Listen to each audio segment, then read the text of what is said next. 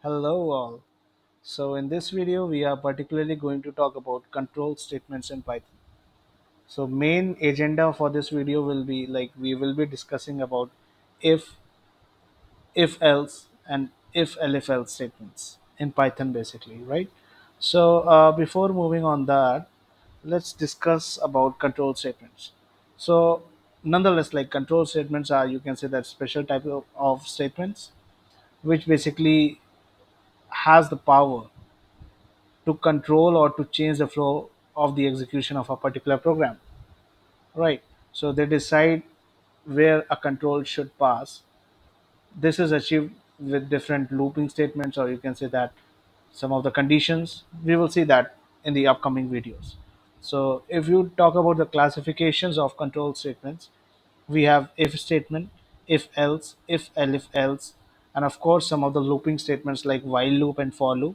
So as of course Python don't have do while, and then we have break, continue, pass, assert, return, all these statements as control statements. So basically they are responsible for, you can say that, modifying or changing the control flow of a particular program. So basically main agenda for this video is like we will be implementing if else and if elif else statements. Okay, so I think it's a good time to start with if statement. Okay, so starting with our if statement. So basically if you check out the definition, so basically this statement is used to execute one or more statements depending on whether a condition is true or false. So if you check out the syntax, then there is a if is of course a keyword. Keywords are basically the reserved words that have a specific meaning for the interpreters. Okay, and then there is a condition. So this condition can be anything. It can be an expression, arithmetic expression, or even it can be a single value itself. Okay, so if this condition is true, then only the indented statements will be executed, right? So what we will be doing now is like just to check the implementation of if. So we will be working on a small problem statement, which is like check whether a person can vote or not. So of course, our basic sense says that a person can vote if he or she is 18 plus, right? So let's try to code it down. Okay. So yeah, if age is greater than or equal to 18, okay, then print yes, can vote. Okay. So of course we will define age. We are going to hard code it as of now. You can take it from the user input as well. It could be a good exercise for you. Okay, so what we have done is like we have used this if statement. So within that if statement, this is a indented statement. So this states that, like, indentation is nothing but, you can say that, some of the space, extra space, right? Tab space that maintains, or you can say that are responsible for maintaining the hierarchy between two or more statements, right?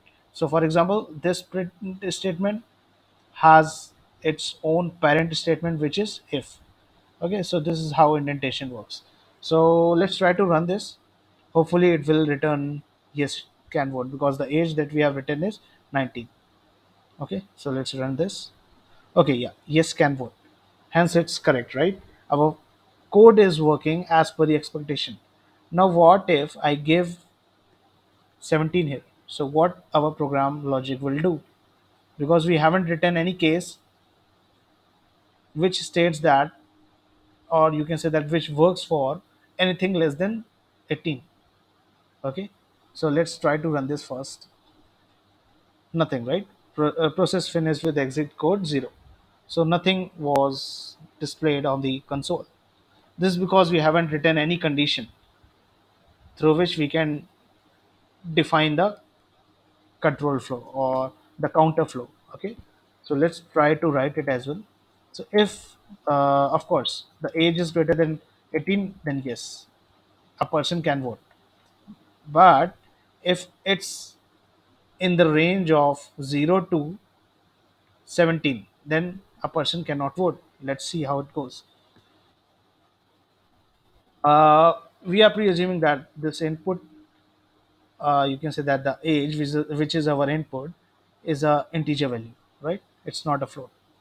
So elif age is greater than or equal to 0, and because we and is used because we want to satisfy both conditions, okay, and is less than 18.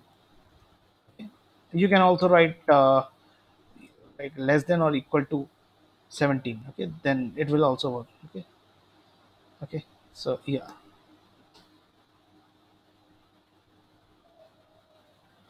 Okay, so in this case what we will be doing, we will be printing no, can't vote, okay. Make sense? Yeah. So let's try to run this with the given age as 17. Let's see how it goes. No, can't vote. Yeah. So we got this output. So now our program is able to handle both the cases, which is like if a person is more than 18 years of age, then yes, our program will be able to tell that yes, a person can vote. But if he or she is less than 18, then our person would be able to tell that no, he or she can't vote, right? So, but now what is the condition for, let's check out some of the boundary case for this. So the boundary case for this problem statement can be like if a user gives an, you can say that, unwanted character as an input, right? Okay. So for every other else case, we are simply gonna say that print wrong input. That's it. Wrong input. That's it. I think it should work. Okay. So let's try to give this age as -1. Try to run this. Wrong input, right? Because age can never be a negative integer. So this is what we have written, our code for statement that check whether a person can vote or not. So if you see this only, this statement only, right? So it's the implementation of if, okay.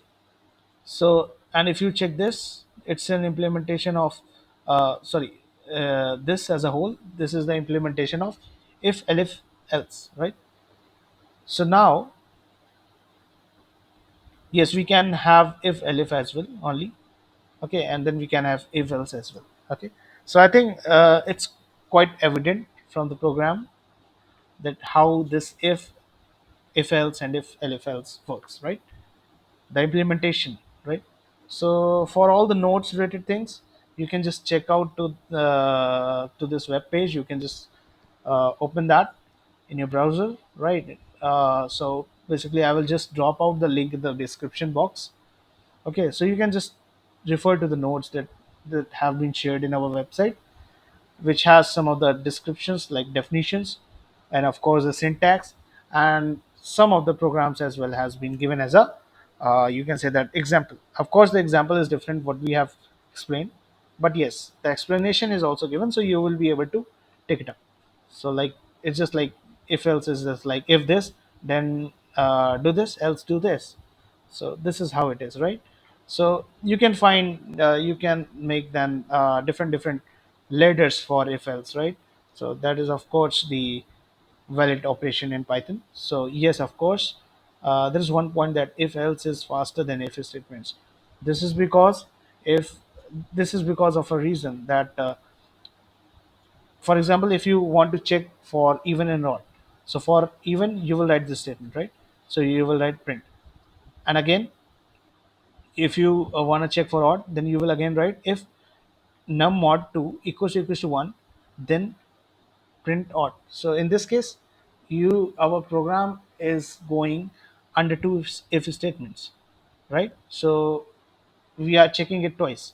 But if you see this example, we are only checking it for one condition, because if this condition is true, then we don't have to go to this condition. But this is vice versa in if. So if there is a if ladder, then each and every if will be checked. until unless you have it under loop and you uh, break it using break statement or pass continue something, right?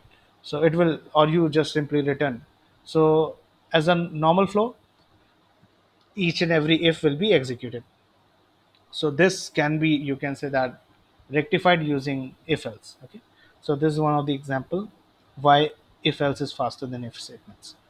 Okay, so like I told you, like if elif else, there may be a situation when you want to test multiple conditions and drive the output accordingly. In our case, it was, there were three different conditions, right?